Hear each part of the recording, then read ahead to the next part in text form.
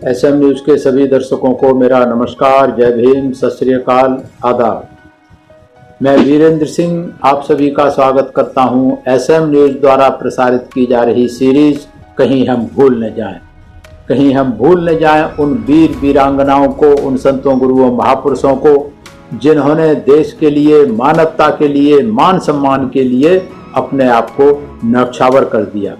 आज इसी कड़ी में हम बात करेंगे एक ऐसी महिला की जिसने अपने आप को न्यौछावर कर दिया इस तन कर देने के लिए, जो कि पहले देश में एक रियासत में, केरल में त्रावणकोर रियासत थी, वहाँ एक टैक्स लगता था कि महिलाएं, जो खास करके शूद्र महिलाएं, वो ऊपर का वस्त्र नहीं पहन सकती थी, उनको आधा शरीर नंगा रखना पड़ता था, और अगर कोई वस्त्र पहनना चाहे तो उसे कर देना पड़ता था, जिसको बोला जाता था मुलाकरम। ये प्रथा उस समय सभी के लिए थी, केवल ब्राह्मण औरतों को छोड़ के बाकी सभी औरतों को अपने से ऊंची जाति वाले के सामने उनको अपने स्तन खोल करके रखने पड़ते थे, वो ढक नहीं सकती थी। और इसको सम्मान कहा जाता था कि ये ऊंची जाति वालों के लिए सम्मान है। पुरुषों को भी ऐसा ही था, पुरुष भी अपना शरीर नहीं ढक सकते थे। तो ऊंची जाति वालों के लिए मतलब ब्राह्मण से नीचे की सभी महिलाओं को अपनी से ऊंची जाति वाले के कहीं जाना होता था तो उनको अपना शरीर, कपड़ा ऊपर का उतारना पड़ता था। तो ये इतनी खराब प्रथा चली आ रही थी, पता नहीं कब से चली आ रही थी। इसके खिलाफ 1813 में विद्रोह करना शुरू हुआ। 1813 में विद्रोह शुरू हुए इसके खिलाफ, जिसको चन्नार रिवोल्ट के नाम से जाना जाता है। इन दलित महिलाओं ने इसके खिलाफ आवाज उठानी शुरू की। 1829 में जो वहाँ के दीवान थे, अंग्रेजों की सरकार थी, तो अंग्रेजों के दीवान ने इस कर को हटाने की कोशिश की, लेकिन उसके खिलाफ फिर विरासत में हुआ।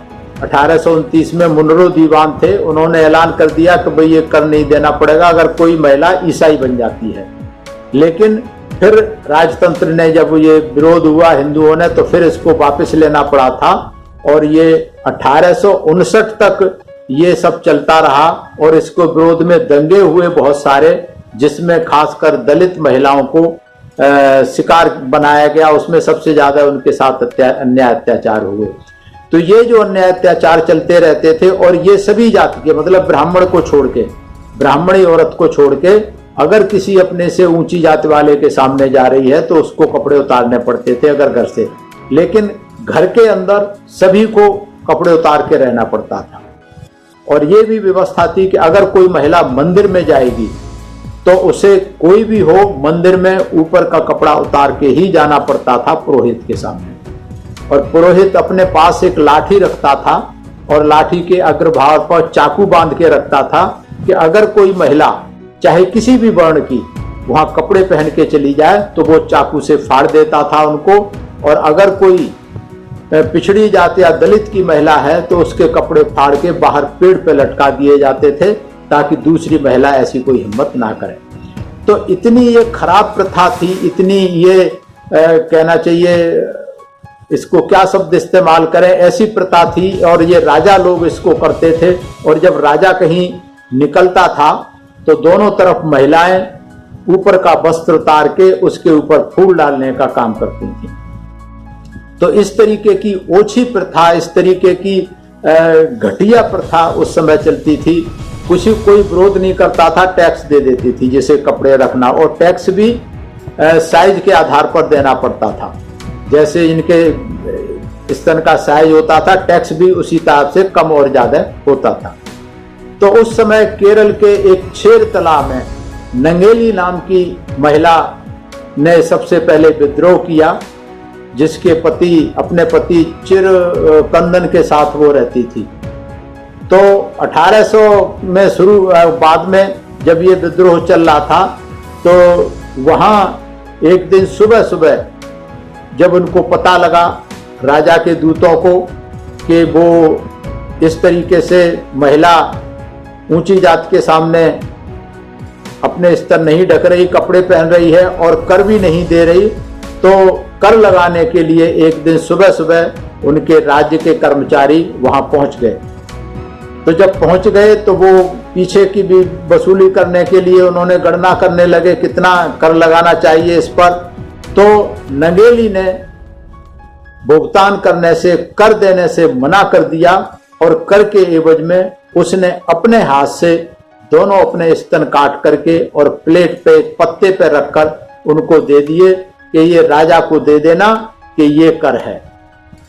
तो इतना उसने हिम्मत का काम किया और उसने दोनों स्तन काट के दे दिए। तो उसी दिन उसकी मृत्यु हो गई और उसकी मृत्यु के बाद जब उसकी चिता जलाई जा रही थी तो उसका पति था, उसको ये दुख बर्दाश्त नहीं हुआ, चिरकुंदन, और वो भी नंगेली की जो थी जलती हुई चिता में कूदकर वो भी शहीद हो गया। और ये मेरे ख्याल से शायद भारत के इतिहास में ये अकेली एक मिसाल है जहां किसी पुरुष ने अपनी पत्नी के लिए जान दी हो। तो ये नंगेली के बाद ये प्रथा लगभग खत्म हो गई, लेकिन नंगेली को इतना संघर्ष करना पड़ा, अपनी जान देनी पड़ी, और ये नंगेली ने इतना जोखिम लिया और इतना इन्होंने विरोध किया, विरोध करने पर बात नहीं बनी तो अपनी जान देनी पड़ी। तो जिस प्रकार नंगेली स्वयं पर इतनी हिंसा करनी पड़ी और अपनी अस्मिता, अपने मान के लिए, ये बहुत बड़ी बात है। नंगेली ने अपने मान सम्मान से समझौता नहीं किया, अपनी जान दे दी और उस कुर्बानी से, नंगेली के शहीद होने से बाकी की जो ये जिल्लत भरी जिंदगी जीनी पड़ती थी महिलाओं को, इनसे वो प्रथा फिर बंद हो गई, प्रथा बंद हो गई। ये एनसीईआरटी की किताब में एक चैप्टर था इस पे कि किस तरीके से ये कर लिया जाता था। तो 2016 में जब लोगों ने विरोध किया तो इस चैप्टर को भी हटा दिया गया है और नंगेली का ये विरोध जो है आज भी वहां घूमता है। जो इजावा समुदाय की महिलाएं हैं, जो शूद्र के नीचे आता है, उनके दिल में है और नंगेली का साहस ये कभी नहीं भुला सकते। और उन्होंने अपनी अस्मिता के लिए क्या, पूरी महिलाओं की अस्मिता के लिए जान दे दी। और सिर्फ शूद्र महिलाओं के लिए नहीं, बाकी जो महिलाओं को भी कर देना पड़ता था, जो कपड़े उतारने पड़ते थे, उन सभी के मान सम्मान की रक्षा की, चाहे वो किसी भी जात बिरादरी धर्म की थी। तो ऐसा बलिदान नंगेली का समाज को भुला नहीं सकते, भुलाना नहीं चाहिए, लेकिन इतिहास में इसका कहीं नाम नहीं आता। 2016 में जो सीबीएसई की किताब में था उसे भी हटा दिया गया है।